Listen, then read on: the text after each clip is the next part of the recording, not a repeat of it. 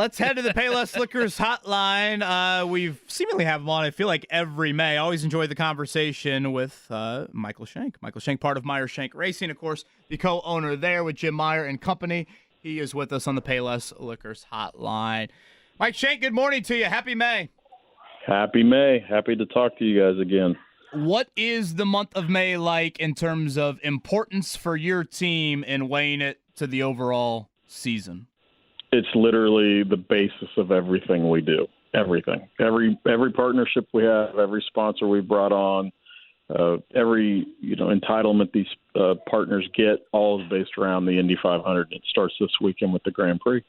Okay, after the Grand Prix, of course, you will go with, correct me if I'm wrong, you're going with 3 cars here in the 500, Elio, Felix, and Tom Blomqvist, is that right? That's right. So this is the first time that Meyer Shank Racing has done 3 cars at the Speedway, so it's been a very, very busy, couple weeks between all the testing we're doing and development and racing that we're been on, and to bring a whole third, a triplicate team in has been really difficult, but, we felt it very important.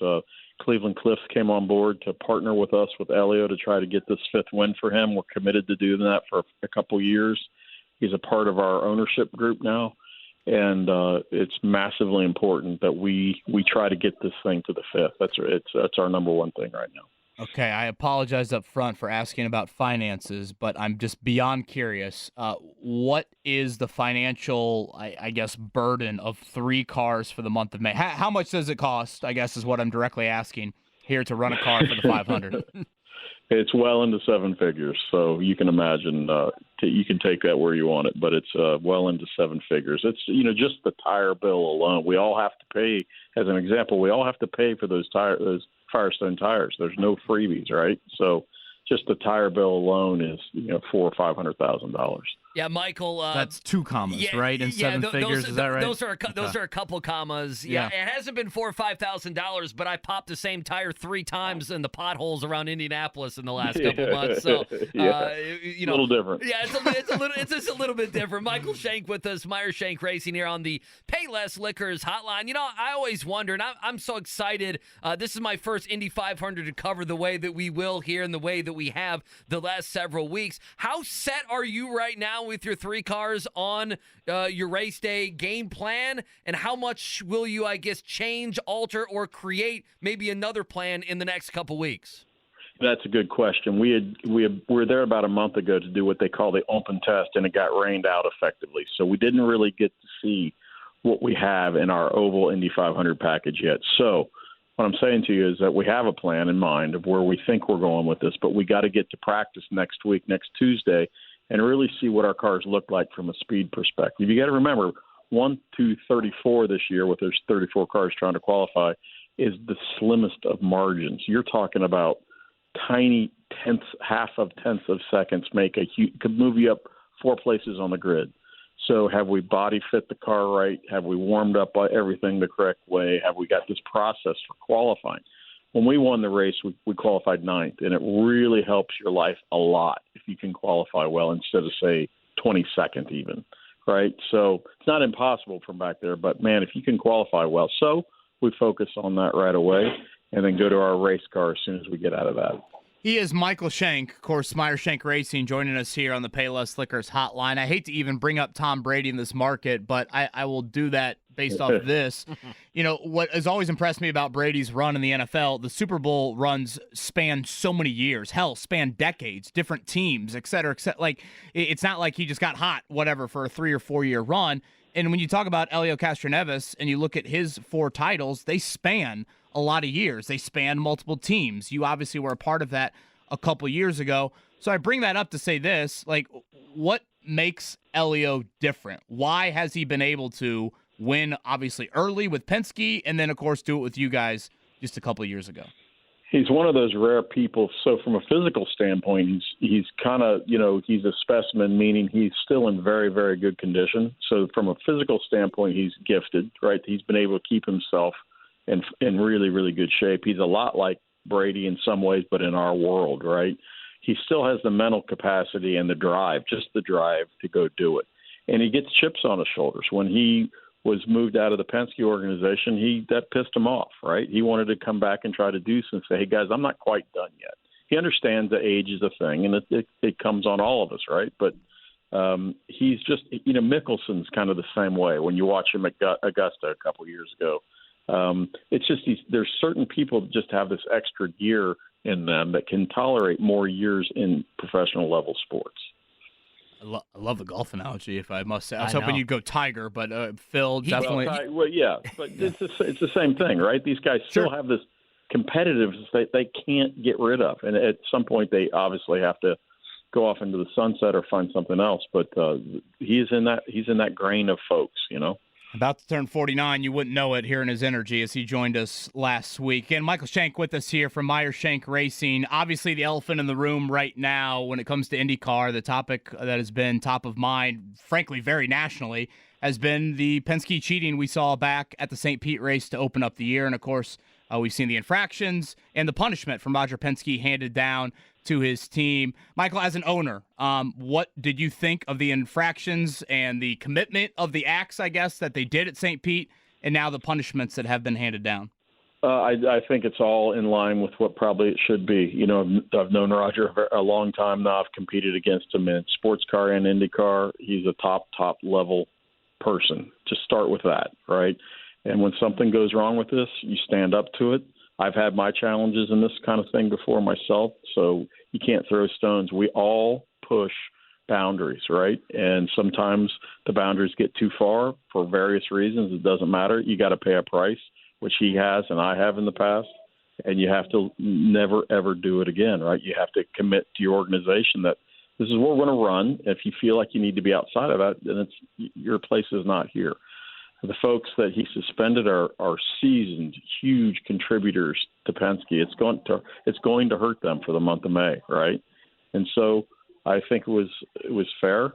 And when I've had my problems in the past, we've had to address it and take our beating and fix our organization.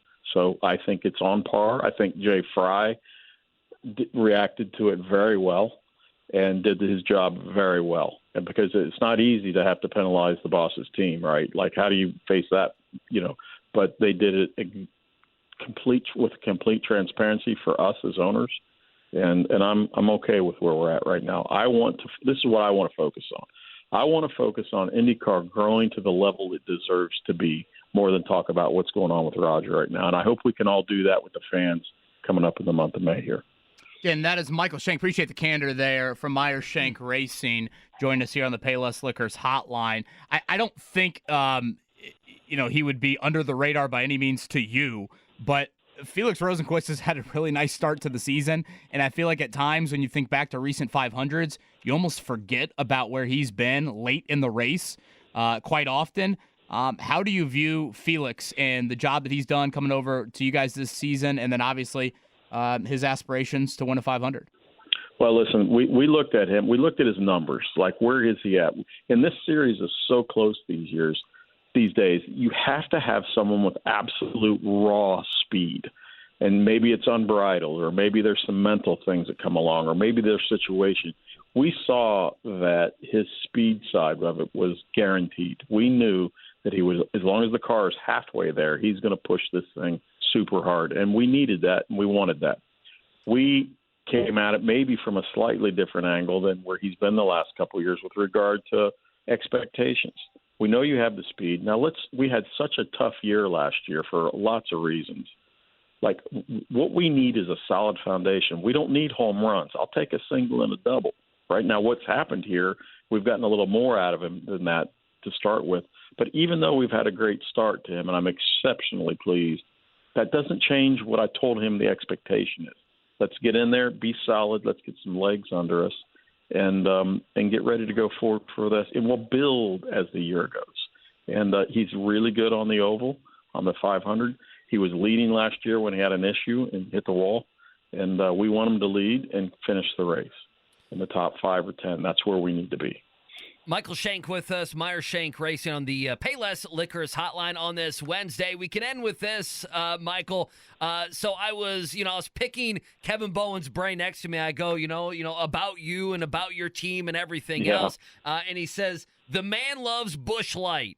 And I happen to love Busch Light as well. So I typed your name in Google along with Busch Light, and it brought up some old quotes and some interviews. So are you a traditional Busch Light can guy? Do you like the corn can that they release every year? Or are you more of the Fisherman's Bass can that they got in your local liquor store right now? Save the best question for last. I drink them all. I do not discriminate. Amen. So, but I tell you what, my favorite little gift to myself is when I find a nice little pub bar that has it on draft. Oh, yeah. It's really cold glass, and I'm in heaven. Yep. Just leave me alone. So, On that end, I guess one more. What is the favorite memory from celebrating with Elio a couple years ago? I got it. I can tell you right now what it is, and it's the most incredible thing I've ever been a part of. After the race and after we're down on the front straight celebrating, they put the driver and the owner in a convertible Camaro that year. And Elliot's like, come on. I'm like, oh, there's no room. He's like, get in here. So my wife and I sat with him and his wife and got to go 5 miles an hour up against the fence, and they did a whole victory lap around the whole track. The amount of people that stayed that year, remember, it was 140,000 that year in 21.